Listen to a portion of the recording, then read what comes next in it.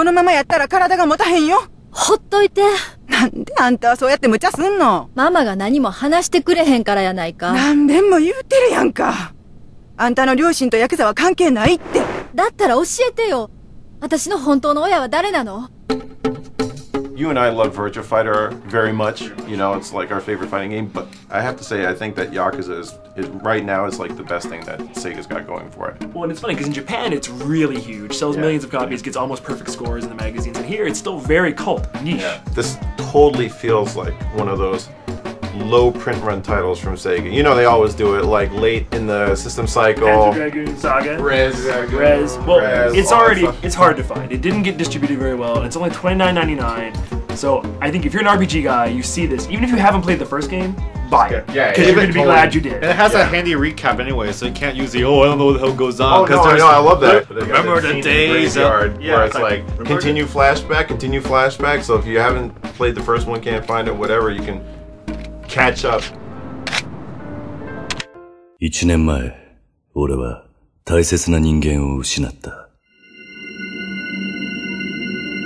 今思えば、11年前のあの時から。Most of the characters are new. Right, and you end up going to Osaka. It's not the first game was all in Tokyo. Yeah. So this one, you're in a new place. There's new enemies, new rivals. You know what's interesting is that since I just went to Osaka, and this was the first time that I really had the chance to spend a few days in Osaka, and it's so just like that. I'm like, oh, Chitaya should be over here. Yeah, it's there in the game. It's funny, like the first game, I was on the review, and a lot of people got sick of us saying, like, oh, it's so realistic. It's just like Tokyo, but it really is. Yeah. If you've never been there, like, I mean, this is like going Maybe to you Tokyo. can't appreciate it as much if you haven't been there, but if you want to know what Tokyo is like and Osaka's like, Yakuza 1, Yakuza 2. Here's Tokyo, here's Osaka. Yeah, sure, these graphics are pretty antiquated now, but they still do a good job of making realistic life-like settings. I don't know if I can play Japanese RPGs anymore, or at least that's what I thought, because everyone that would come by me, I'd try it for a little while, Lost Odyssey, Infinite Undiscovery. They don't stick. I don't know. I feel I'm too old for this shit or something like this. Or it's the same thing. But Yakuza, like, all of a sudden I'm like, okay, well the gameplay systems clearly weren't the problem. What's the problem is the story, the setting, I want something that's a little bit more mature, and Yakuza provides that for me. 公安2課どうしてアジア専門の公安2課がここに実は昨日も伊達さんに連絡したように今我々4課は近江連合の動きを追っています。ああ。寺田が殺された一件だろ。はい。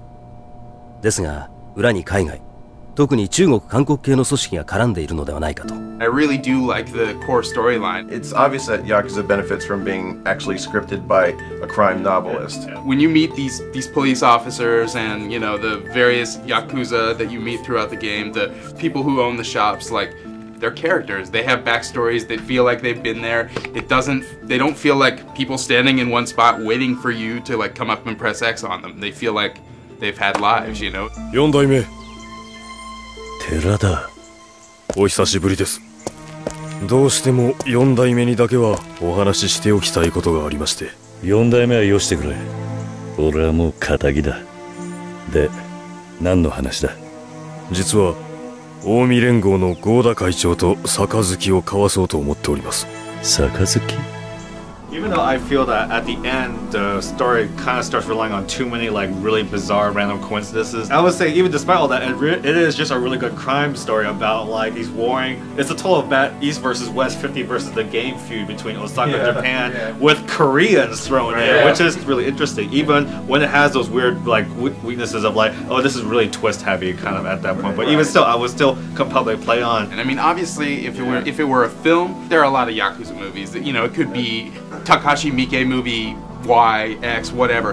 But because it's a video game, it feels like genuinely unique. And then the side quests are there to make my playthrough feel unique. That's like where I get to basically improvise. I was like, I'm gonna go into this hostess club. Why? Because I can. Which hostess do you want? This one. Why? Because that's the one I'm choosing right now, you know? And that's just fun. And I will say a lot of, you know, people who like Japanese games have wanted a dating game, and this isn't a dating game, but it has enough dating in it, I think, more than you'd ever expect from a game. Like if you want a dating game, this one's What really makes Yakuza special, it's all the side quest, optional shit you can do, and they've added so much now. My favorite being host club. Managing one or participating in one? Both. Okay, because participating was in the last one, Right. and the big major addition made for this one that you can now actually manage one. Yeah. It's a very, uniquely Japanese, crazy societal thing that really has no parallel here in America, and it's just really interesting to me. It's totally bizarre. Yakuza provides the best explanation for random battles in any RPG I've seen. It's like assholes on the street bugging the shit out of you. That actually happens in real life. The combat is what really makes the game so great because it isn't just turn-based. You're pressing X 3 times. You're doing moves. It's a brawler. You have those awesome like context-sensitive heat moves.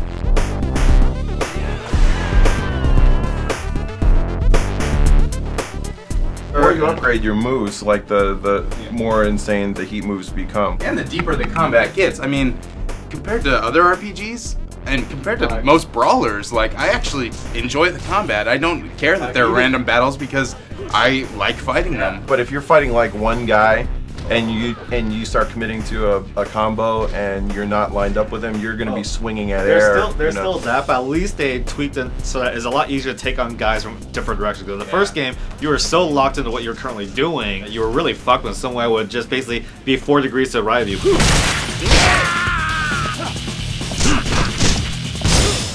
But I really feel like this game shouldn't be missed because it's an investment for the future because this franchise is still moving right ahead. There's 2 more games coming out. There's Yakuza Kenzan, which is like what takes it back to the Edo period, like feudal Japan, and they just announced like the real sequel. Straight up Yakuza 3. I want what you were talking about. I want them to bring Kenzan to America, which might not happen. It would be rad as a network title on PSN. Because now they have the real sequel. Like Kenzan kind of feels like a side story, so it would be cool if they episodically brought it on PSN. Or they could do like a 2-pack.